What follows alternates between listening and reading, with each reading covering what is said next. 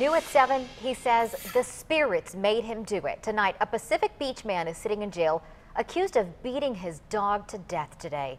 10 News reporter Emily Valdez is in Pacific Beach with more on the crime that has shattered a neighborhood. I'm Emily Valdez in Pacific Beach with a story that has people here absolutely horrified. Most people heard it this morning in this area off Jewel and Oliver. A 22-year-old man took his little puppy, Min Pin, they call him a miniature pinscher, and he took it in the alley and he basically beat it in the head with a rock, broke its neck and broke its back. Then he took the little dog and he threw it in this dumpster right here.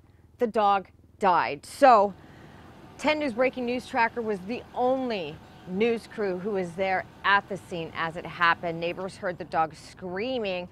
Some people say they thought it was a woman or a child because the dog was screaming so loud.